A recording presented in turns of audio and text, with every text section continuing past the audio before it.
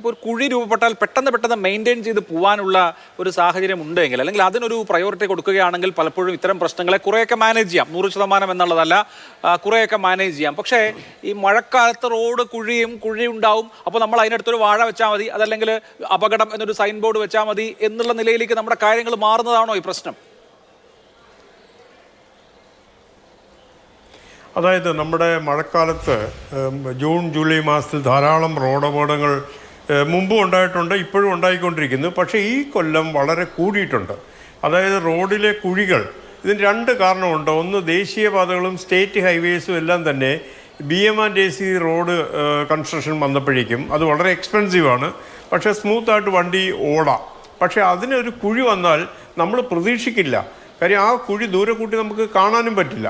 അപ്പോൾ BM&AC റോഡിൽ എവിടെയെങ്കിലും ഒരു ചെറിയ കുഴി ഉണ്ടായാൽ ചെറുതായിട്ട്, ഇപ്പോൾ ഒരു 30 സെൻറ്റിമീറ്റർ ഡയമീറ്ററിലെ ഒരു കുഴിയാണെങ്കിൽ 2 ദിവസം കൊണ്ട് അത് 60 or 90 സെൻറ്റിമീറ്ററിലേക്ക് മാറും. പിന്നെ അത് ഗർത്തമായിട്ട് വരും. അപ്പോൾ എന്താ സംഭവിക്കുന്നത് വെച്ചാൽ അവിടെയാണ് ഈ മാതിരി വാഹനങ്ങൾ മറിഞ്ഞു വീഴുകയും അല്ലെങ്കിൽ അപകടപ്പെടുത്തുകയും ചെയ്യുന്നത്. അപ്പോൾ അതിന് നമുക്കൊരു പരിഹാരമുണ്ട്. എന്താണ് പരിഹാരമെന്ന് എന്നോട് ചോദിച്ചാൽ, ഇപ്പോൾ വെറ്റ് മിക്സ് മെക്കാഡം ഉണ്ട്. അത് ഒരു ചാക്ക് എന്തോ 800 രൂപയും മറ്റുമാണ്. ഇപ്പം ഇന്നത്തെ MG റോഡിൽ തൃശ്ശൂർ ഇട്ട മെറ്റൽ പൊടിയേക്കാളൊക്കെ വളരെ ബെറ്ററാണ് വെറ്റ് മിക്സ് മെക്കാഡം. അത് ഈ മഴക്കാലത്ത് ചെയ്യാവുന്ന ഒരു പ്രവൃത്തിയാണ്. അത് മഴക്കാലത്തിന് വേണ്ടി മൺസൂൺ സ്പെസിഫിക്കേഷൻ അനുസരിച്ച് ചെയ്തേക്കുന്നതാണ്. അത് കോർപ്പറേഷൻ്റെ എഞ്ചിനീയർ അത് ചെയ്യണമായിരുന്നു. ഇപ്പോൾ അതിലേ പോകുന്ന കൗൺസിലേഴ്സ് ഉണ്ട്. MG റോഡെന്ന് വെച്ചാൽ വളരെ പ്രധാനപ്പെട്ട ഒരു റോഡാണ് തൃശ്ശൂരിനെ സംബന്ധിച്ച്. അതിലെ പല ഓഫീസർമാർ പോകുന്നുണ്ട്, കോർപ്പറേറ്റേഴ്സ് പോകുന്നുണ്ട്, ചെയർമാൻ പോകുന്നുണ്ട്. അവരെല്ലാം ശ്രദ്ധിക്കണം നമ്മുടെ റോഡ് എത്രത്തോളം യാത്രയ്ക്ക് അനുയോജ്യമാണ്, എവിടെയാണ് അത് പറ്റിയേക്കുന്നത്. കാര്യം വാഹനത്തിൽ കയറിയാൽ ഉടൻ തന്നെ ഈ മഴക്കാലത്ത് ശ്രദ്ധിക്കേണ്ട പ്രധാനപ്പെട്ട വിഷയം എവിടെയൊക്കെ കുഴിയുണ്ട് അത് ഇൻസ്റ്റൻ്റായിട്ട് റിപ്പയർ ചെയ്യാനുള്ള ഒരു സിസ്റ്റം നമുക്ക് വേണം.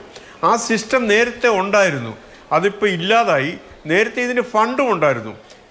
98-99 കാലഘട്ടത്തിലൊക്കെ തന്നെ പോലീസിന്, അന്നത്തെ ബഹുമാനപ്പെട്ട EK നായനാർ സാർ മുഖ്യമന്ത്രി ആയിരുന്നപ്പോൾ കേരളത്തിലെ 17 പോലീസ് ജില്ലകൾക്കും ഫണ്ട് കൊടുക്കുമായിരുന്നു. ഇങ്ങനെയുള്ള എമർജൻസി നേച്ചറിൽ ചെയ്യാനായിട്ട് PWDക്കും നാഷണൽ ഹൈവേക്കും അവർക്ക് ടൈം കൺസ്യൂമിംഗ് ആണ്. കാര്യം അവർക്ക് AS, FS അങ്ങനെയൊക്കെ പലതും എടുക്കുമ്പോഴേക്കും കുഴി കറുത്തമായി പോകുന്നുണ്ട്. പോലീസ് ഉദ്യോഗസ്ഥന്മാർ ഇപ്പം ഞാൻ ഇന്നലെ കണ്ടു, തൃശ്ശൂർ ഡിസ്ട്രിക്റ്റിലും പാലക്കാട്ടും ചില SHOമാരും പോലീസ് സ്റ്റേഷനിലെ പോലീസുകാർ ഇറങ്ങി കുഴി ഫില്ല് ചെയ്യുന്നത്. അപ്പോൾ എൻ്റെ നിർദ്ദേശം അല്ലെങ്കിൽ എൻ്റെ ഒരു അപേക്ഷ എന്നുള്ളത്, റോഡ് സഞ്ചാരയോഗ്യമാക്കേണ്ടത് നമ്മുടെ രാജ്യത്തിൻ്റെയും നമ്മുടെ സംസ്ഥാനത്തിൻ്റെയും വലിയ ആവശ്യമാണ്.